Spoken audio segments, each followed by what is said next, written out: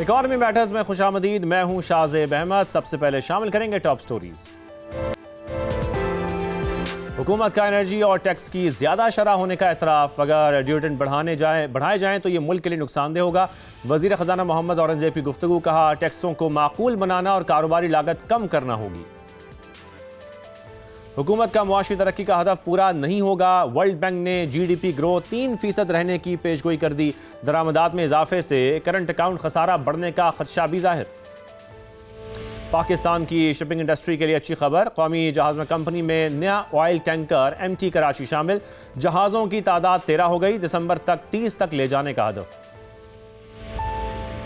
और अब कुछ जिक्र गैर मुल्की करेंसियों का। इंटर बैंक में डॉलर 10 माह के बाद 280 रुपए से नीचे आ चुका है। आपको बताएं कि 3 पैसे कमी के बाद 279 रुपए 97 पैसे का हो गया है। फिर यूरो की बात कर ली जाए, यूरो में भी 55 पैसे की कमी हुई है। बरतानवी पाउंड को देखा जाए तो इसमें आज 68 पैसे सस्ता हुआ है ये। फिर सोने की कीमत की बात कर लेते हैं। कीमतों में इजाफे का सिलसिला मुसलसल जारी है। फी तोला कीमत 4300 रुपए इजाफे से 4,86,162 रुपए हो गई है। आज के प्रोग्राम के मौजू की तरफ बढ़ते हैं। बात करते हैं फिर टेक्सटाइल सेक्टर का। बात करेंगे आज फैसलाबाद की। अब यहां टेक्सटाइल का बहरान संगीन होता जा रहा है। बिजली की आसमान को छूती कीमतें, फिर गैस के हाई रेट्स ने रिवर्स गियर लगा दिया है। बुलंद शरह सूद और टैक्सेस के बोझ से इंडस्ट्री दब कर रह गई है। कपास की कम पैदावार और महंगा इंपोर्टेड धागा फैसलाबाद को बुरी तरह मुतासर भी कर रहा है। आज पाकिस्तान का मैनचेस्टर बेबसी की तस्वीर बना हुआ है। फिर जिनिंग और पावर लूम्स की बात की जाए तो यह सेक्टर तकरीबन बंद होकर रह गया है। स्पिनिंग, डाइंग और प्रोसेसिंग के शोबों का भी बुरा हाल है। एम्ब्रॉयडरी, हॉजरी और गारमेंट्स भी शदीद मुतासर होते जा रहे हैं। एक्सपोर्ट्स ऑर्डर हम देख रहे हैं कि वो पूरे नहीं हो रहे, नामुकम्मल होते जा रहे हैं। सिर्फ फैसलाबाद में ही 2 लाख से ज्यादा मजदूर बेरोजगार हो चुके हैं। फिर सवाल ये पैदा होता है कि इस बहरान का जिम्मेदार कौन है? क्या हुकूमत की गलत पॉलिसियां हैं या इस मामले को हल ना करने की रविश इसकी जिम्मेदार है, या हमारे सनतकार जदीद तकाजों को समझ ही नहीं पा रहे? इस पर हम आज बात करेंगे। फैसलाबाद चैम्बर के साबिक सदर और टेक्सटाइल एक्सपोर्टर रेहान नसीम साहब भी हमारे साथ लाइन पर मौजूद होंगे, और इसके साथ साथ सदर बिजनेस फोरम और साबिक चेयरमैन PHMA काशिफ जिया साहब भी हमें ज्वाइन करेंगे। लेकिन उससे पहले फैसलाबाद से आपको नईम कैसर की खुसूसी रिपोर्ट दिखाते हैं।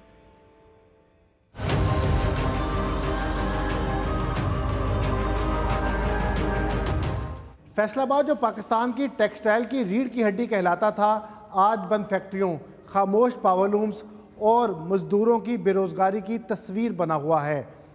महंगी बिजली, गैस और टैक्स मसाइल और इसके साथ साथ आलमी मंडी में मुकाबले की दौड़ ने मुल्क के सबसे बड़े सनती शहर की मैशियत को शदीद दबाव में डाल रखा है। टेक्सटाइल इंडस्ट्री का बहरान संगीन। फैसलाबाद में एक के बाद एक मिल बंद, लाखों मजदूर बेरोजगार। आसमान को छूती बिजली की कीमतों के बायस गुज़िश्ता 2 सालों में गुलाम मोहम्मदाबाद, फैजाबाद, सधार बाईपास समेत दीगर इलाके में चलने वाली 2 लाख पावर लूम्स में से 50,000 बंद हो चुकी।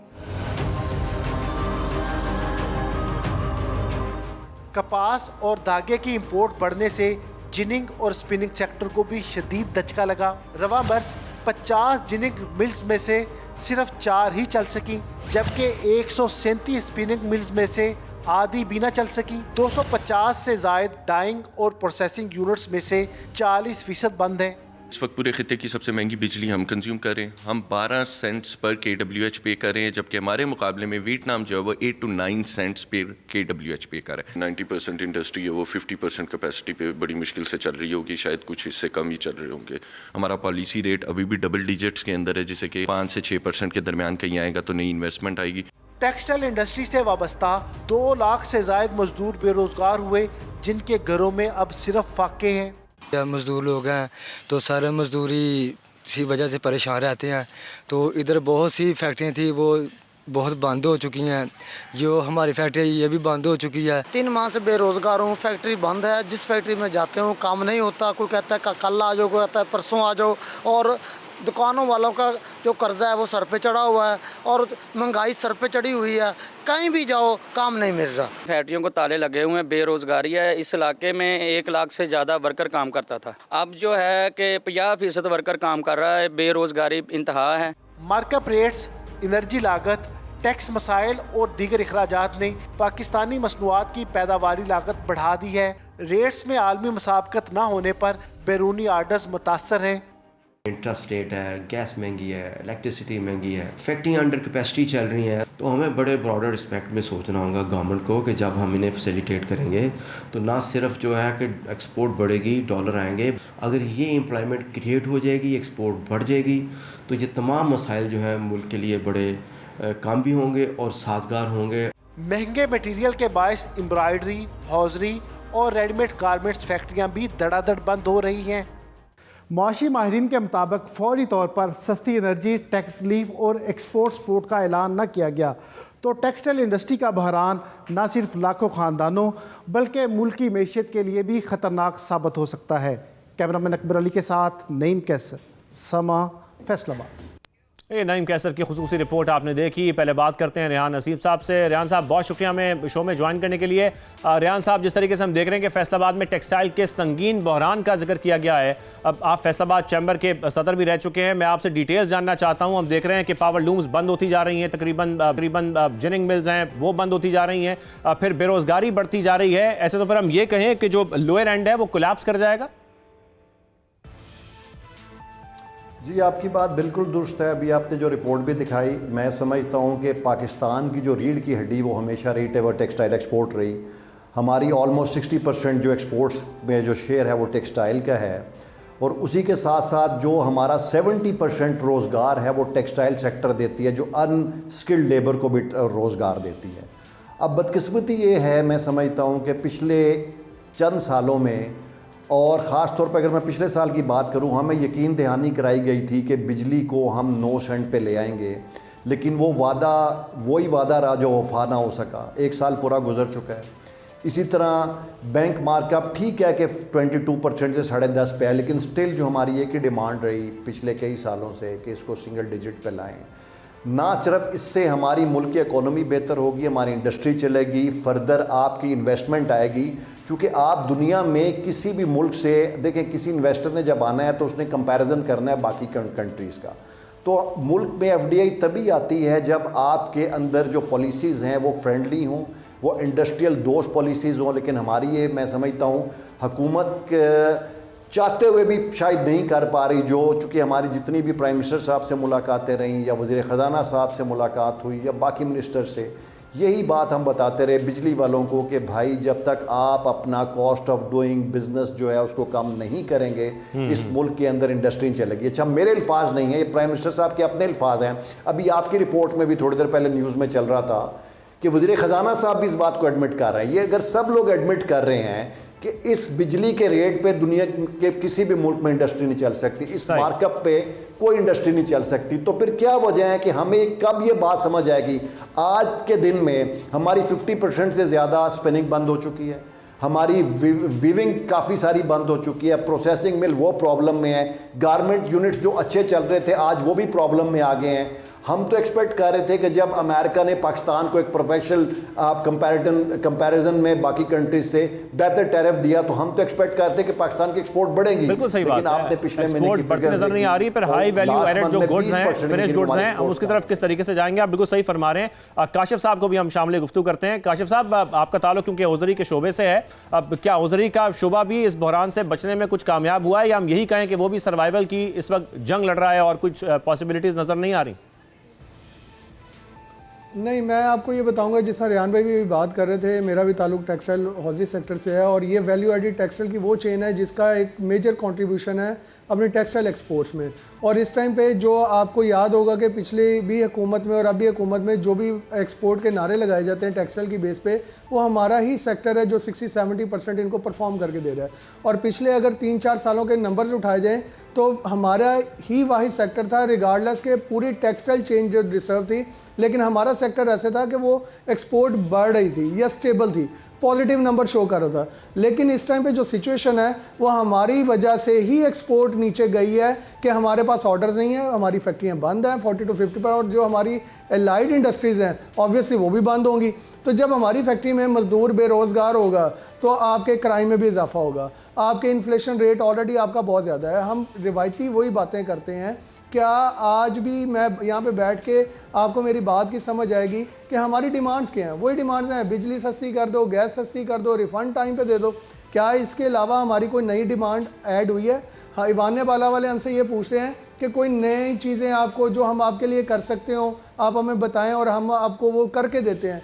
भाई जो हमारे कोर मसाइल हैं जब तक आप उनको एड्रेस नहीं बिल्कुल ये करोगे, कोर मसाइल हैं और इनको बार बार हाईलाइट किया जाता है, वही बुनियादी मसाइल हैं। लेकिन काशिफ साहब, जो स्टेक होल्डर्स को एक प्लेटफॉर्म पर लाने की बात की जा रही थी पीएचएमए की जानिब से, कुछ इस हवाले से कोई क्राइसिस पे बात हो सकी है अब तक?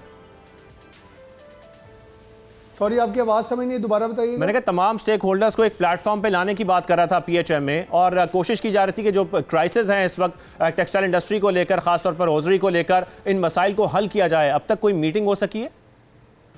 जी एग्जैक्टली बिल्कुल यही बात है। गवर्नमेंट की इंटेंशन पॉजिटिव है। गवर्नमेंट से आप बात करेंगे, वो एक्सपोर्ट बढ़ाना चाहते हैं, वो बंद नहीं करना चाहते, बढ़ाना चाहते हैं, लेकिन उनकी डायरेक्शन दुरुस्त नहीं है। हमारे ऊपर एक्सपोर्टर के ऊपर 32 महकमे इस टाइम पे, हमारे एक्सपोर्ट का एक एक पैसा हमारे बैंक के थ्रू आता है, स्टेट बैंक के थ्रू आता है। हमने गवर्नमेंट को ये सजेशन दी थी कि आपका वो 1% बनता है, 1.5% बनता है, आप हमारे से tax collection once for all कर लें और 32 जो गवर्नमेंट के महकमे हैं उनसे आपकी जान छूट जाएगी। आप जो इतना इंफ्रास्ट्रक्चर के ऊपर खर्च कर रहे हैं वो भी खत्म हो जाएगा और ईज ऑफ डूइंग बिजनेस के ऊपर इतना बड़ा कदम होगा। क्या गवर्नमेंट को ये बात समझ नहीं आती? है आम बंदे को भी समझ में आती है। बांग्लादेश के इस टाइम पे हालात आपके सामने है, वहाँ पे इलेक्शन अपकमिंग है। इस टाइम पे भी अगर खित्ते के अंदर आपने अपना फ़ायदा नहीं उठा सकना तो कौन सा टाइम आएगा जब हम फ़ायदा उठाएंगे? अमेरिका के साथ आपका सॉफ्ट इमेज इतना अच्छा बरकरार हो चुका है कि इससे ज़्यादा मेरा नहीं ख्याल कि कभी भी आपको ये मौका मिलेगा कि अमेरिका के साथ इस तरह बेहतर रिलेशन आपके डेवलप होंगे। क्या हमने फ़ायदा उठाया? हम तो आज भी स्ट्रगलिंग है। हम तो आज भी मीडिया पे बैठ के वही बातें कर रहे हैं कि हमारी बिल्कुल मसाइल जो के तू हैं। काशिफ, जैसा कि आप कोर इश्यूज का जिक्र कर रहे हैं, वो कोर इश्यूज वहीं के वहीं हैं। बेरोजगारी बढ़ती जा रही है, जिनिंग के मसाइल हों, स्पिनिंग मिल्स के मसाइल हों, वैसे के वैसे ही हैं। थोड़ा सा यहाँ पर बताइएगा, कुछ इस हवाले से भी बात की जा रही थी, जो खासतौर पर हमारी कॉटन की पैदावार है उसमें फिर कमी देखी जा रही है। हम देख रहे हैं कि 2015 के बाद मुसलसल कमी होती जा रही है। इस हवाले से क्या डिटेल्स आप शेयर कर सकते हैं? देखिए, इस दफ़ा जब बजट पेश किया गया तो हमारी वैल्यू एडिड टेक्सटाइल की गवर्नमेंट के साथ बहुत दरीना मुतालबा यही था कि जो EFS की स्कीम, एक्सपोर्ट फैसिलिटेशन स्कीम उन्होंने दी हुई है, इसको कंटिन्यू किया जाए। गवर्नमेंट ने वो ख़त्म करके उसमें ये होता था कि हम रॉ मटेरियल अपना मंगवाते थे, हमें 18% सेल टैक्स जो है वो नहीं पे करना पड़ता था, और गवर्नमेंट ने ईज़ ऑफ डूइंग बिजनेस की तरफ हमें एक फैसिलिटी दी हुई थी। गवर्नमेंट ने इस बजट के अंदर वो भी ख़त्म कर दिया और उसके बाद सैलाब आया और हमारी जो फसल थी वो भी तबाह होगी। क्या इस टाइम पे गवर्नमेंट को समझ आएगी? क्या वो अपना फैसला रिवर्स करेंगे? क्या EFS स्कीम को वो बहाल करेंगे कि हम दोबारा वो लिक्विडिटी क्रंच में ना आए? बिल्कुल भी नहीं। अभी तक कहीं पे हमें इस तरह की आवाज़ नहीं है। और इस टाइम पे हम जिस क्वालिटी के अंदर, हमारी क्वालिटी का भी मसला है। हमारी जो स्पिनिंग मिल्स लगी हैं वो पुरानी मशीनरी उनके ऊपर काम कर रहे हैं, हमारी वो क्वालिटी पैदा नहीं कर रहे। तो हमने गवर्नमेंट को ये बोला था कि अगर आप हमें लेवल प्लेइंग फील्ड दें, हमने खित्ते में, हमने इंटरनेशनल दुनिया में मुकाबला करना है, आप हमें EFS की स्कीम को जो है वो जारी रखें ताकि हम अपना रॉ मटीरियल जो है उसको वेल इन टाइम इम्पोर्ट कर सकें और उसके मुताबिक हम अपनी एक्सपोर्ट के ऑर्डर जो है वो गुड क्वालिटी और एक बैलेंस प्राइस के ऊपर खित्ते के मुताबिक हम उसको एक्सपोर्ट कर सकें। लेकिन इसके ऊपर भी कोई काम नहीं हुआ। उसके बाद हमने गवर्नमेंट को ये अभी रिसेंटली मैंने उनको रिक्वेस्ट भी की है, डिमांड भी की है कि जहाँ पे वो दूसरे ममालिक के जो प्रेसिडेंट है, प्राइम मिनिस्टर साहब हैं, उनको पाकिस्तान में इनवाइट करते हैं सिर्फ पाकिस्तान के साथ अपने रिलेशन स्ट्रॉन्ग करने के लिए। क्या हमारे इंटरनेशनल दुनिया में जो ट्रेड काउंसलर्स बैठे हुए हैं, जो एम्बेसीज में बैठे हुए हैं, क्या वो हमारे जो दुनिया के बड़े चंद नाम हैं जिनको पाकिस्तान एक्सपोर्ट कर रहा है, क्या उनको प्राइम मिनिस्टर प्रेसिडेंट लेवल का प्रोटोकॉल दे के पाकिस्तान, हम इस्लामाबाद में उनको अच्छा, काशिफ साहब यहाँ पर ये भी जरूर बताएगा, क्या सनतकार भी इस वक्त हम रीजन में कम्पीट करने की बात कर रहे हैं? क्या उसके हिसाब से देखा जाए तो इस वक्त जो हम देख रहे हैं कि जो टेक्नोलॉजी है, इनोवेशंस हैं, उस पर भी कोई काम किया जा रहा है अपने फिनिश गुड्स को बेहतर बनाने के लिए, ताकि हाई वैल्यू एडेड जो हमारे प्रोडक्ट्स हैं वो निकल सके और हम कम्पीट कर सकें अपने रीजन में? देखें, गवर्नमेंट के पास पूरे नंबर्स हैं कि कौन से टाइम पे, कौन से साल में आपकी एक्सपोर्ट बढ़ी थी और उस दौरान में आपकी मशीनरी जो है वो इंपोर्ट हुई थी। हमें मशीनरी इंपोर्ट करनी है, हमारे जो एक्सपोर्टर्स हैं वो बैठे हुए हैं, लेकिन अगर साजगार माहौल होगा, आज मुझे अगर कोई बंदा कहे कि आप नई मशीनरी मंगवा लो तो मैं क्यों मंगवाऊंगा? मेरी तो जो ऑलरेडी फैक्ट्री 50% चल रही है, बंद है, तो मैं क्यों नई मशीनरी के ऊपर इन्वेस्ट करूंगा? मुझे कोई कहे 2 फैक्ट्रियाँ और लगा लो, मैं क्यों लगाऊंगा, क्योंकि मेरी अगली कैपेसिटी जो है वो ही नहीं चल रही है।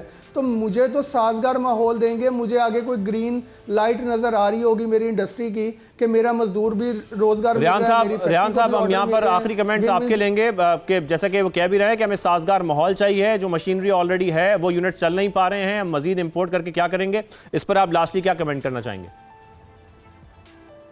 जी मैं बिल्कुल काशिफ भाई की बात से एग्री करता हूँ। हमारी बहुत बड़ी मैं समझता हूँ बदकिस्मती है कि हम बहुत सारी चीज़ें जो हमें करनी चाहिए हमने इतना टाइम लगा लेते हैं। हालांकि decision making is most important होती है जब भी आपने मुल्क की तरक्की की बात करनी है, मुल्क की एक्सपोर्ट बढ़ाने की बात करनी है, मुल्क की इंडस्ट्री चलाने की बात करनी है। लेकिन हमारे यहाँ डिसीजंस को इतना लंबा ले जाया जाता है। देखिए अब अगर मार्केट शेयर ये चांस था पाकिस्तान के पास, अगर आज हमने ये चांस मिस कर दिया, अपना टाइम वेस्ट कर दिया है, हमने आगे ही देखे 6 महीने वेस्ट कर दिए सारे चक्कर में।